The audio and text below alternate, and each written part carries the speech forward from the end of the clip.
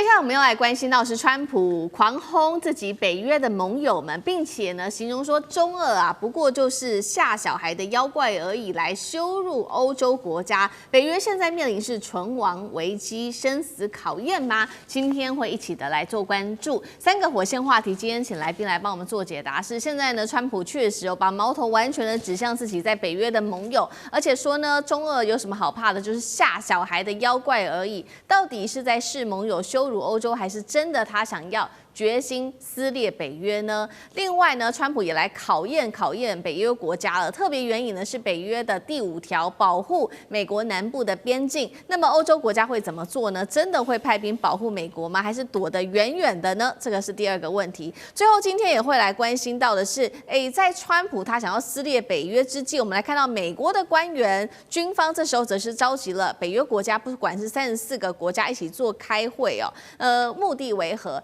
再来就是北约秘书长吕特是不是也很担心北约被撕裂了呢？所以这个时候呢，被封他叫做川普的俄语者，就是因为他在格陵兰这件事情上，终于是跟川普达成了一些协议了。那么接下来北约是否存活？今天就这些议题会一起的来做关心。赶快来看到这是最新消息，川普的社群发文说，美国的真正威胁啊，就是联合国跟北约，倒不是他说认为中俄只不过就是吓唬小朋友的床边怪物而已。而且他还讽刺了北约这些国家，说呢，这些盟军啊，在阿富汗战争的时候，只会待在稍微远离前线的地方哦，暗示这个欧洲国家的做法。那英国跟丹麦听到就非常的不开心哦。首相施凯尔直接痛批川普的发言具有羞辱性。丹麦总理也说，这些说法令人无法接受。川普干脆就直接拿出来考验北约，援引北大西洋公约第5条共同防御条约，看看北约成员国会不会保护美国的南部边境呢？所以节目一开始要特别请教委员来怎么看川普称中俄只不过是吓唬小孩，北约盟友才是真威胁，为什么他这么说？川普真的很想弄垮北约吗？委员怎么看？川普吵架就是口不择言，什么话都荒唐的话都说得出来啊。第一个，如果你讲说中国跟俄罗斯不会威胁美国的本土，这个是可以成立的。那美国要威胁俄罗斯跟中国的本土也不会啊。那所以双方面在这边也真的没什么好讨论的。可是美国的海外基地可能会被威胁啊。比如说，如果台湾发生战争，日本要介入，那很抱歉了，驻日美军基地就会出事嘛。那一样的，如果说这个俄乌战争打得太不像话，北约要下场，那你美国驻在德国的军事基地也会受到影响嘛？那这只是海外军事基地，它的本土是不会受到攻击啊。那你说美国要求其他的北约国家来帮忙保卫了这个墨西哥跟美国的边界，这个叫做胡扯，这个根本是闹事情。你美国没有本事吗？你美国没有绝对有这个本事的吧？那你找那些欧洲国家的北约部队来，对吧？故意在抄人家兵了，故意给人家添麻烦了。来，你派军队来呀，我划一个州让你守啊，给他添麻烦的了哦。那以后他们就不可以指责他什么样去处理非法移民啊等等。那美国的参谋总长找这34个国家的军事首长来开会啊，我个人判断那是台面上什么强化区域协调，什么打击毒品这个走私以及跨国犯罪集团。跨国犯罪组织是 FBI 在做的，不是你在做的啊。那这里面代表什么含义？他把他们找来安抚。主要是安抚工作了。这个我们老大最近脾气不好啊，你们大家多担待一点。基本上是在做这个工作。你看时间上这么急，对哈。那吕特呢，应该不是川普的俄语者，而是川普的传声筒。那他很会调节川普的情绪，然后想办法去找出一个解决的方案。看起来目前格陵兰的争议暂时不会爆发大问题，就是在吕特那个软功夫底下有一点的成效。虽然呢表现得很卑微啊，让人看不下去，但你也不能说他没有效啊。问题就出在这里。可是川普不是真的要内结北约啦，他是要北约说，那最好美国不出钱啊，最好你们出钱。那川普在意这个啊，那有事你们去做，所以在骂英国，骂到英国很不爽。不过他有后来讲说，哎呦，英国很英勇啊，很努力啊，哦，开始在转圜，没有道歉，开始在转圜。不过美国把这个跟北约跟欧洲国家关系搞这么糟，对中国跟俄罗斯来讲是好事情。对，好，那刚刚也提到说，川普他有援引北约第5条嘛，就是要这些北约国家帮忙守住美国南方边界，合不合理？然后北约欧洲国家会乖乖上前线吗？舰长怎么看？其实这根本就是摆明的羞辱，对，羞辱这些欧洲国家你所谓的战略自主。为什么？因为之前格陵兰的时候，这些欧洲国家就北约了，就说他们要派兵前往。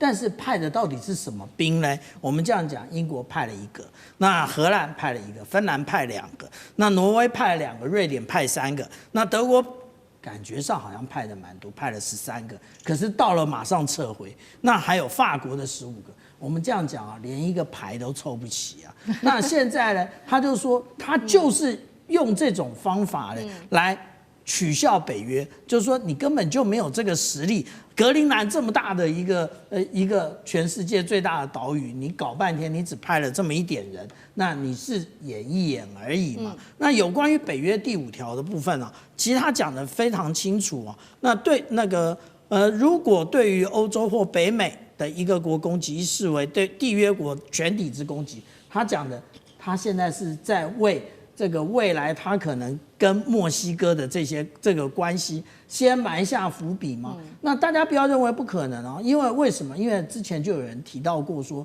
他是不是有可能做一种假旗行动，好像自己被攻击了。格陵兰也可能是这样哦，因为格陵兰事实上有图勒空军基地，现在已经改名叫做皮图菲克太空基地。我假装我被攻击一下，然后呢，我就开始要求北约那个支援美国。那另外，其实大家注意到第5条的时候，其实更重要的在第6条啊。为什么？因为第6条它里面讲到说，它对于这个反击呢，它有限制区域的，也就是在地中海上空或者是北回归线以北的北大西洋地区，它不是全世界通通都去的。所以我们从这里也可以看出啊，第一个，也就是北约当初他在建立这套机制的时候，他并没有想到北约自己会出现这一种川普总统啊，那直接冲北约的康。那第二个呢，也就是他完全没有想到说现在的这一个状况的时候，北约可不可以把成员国踢出去？例如说把美国踢出去，当初也没有这种机制，所以现在真正困扰的是北约这些盟国如何处理美国问题。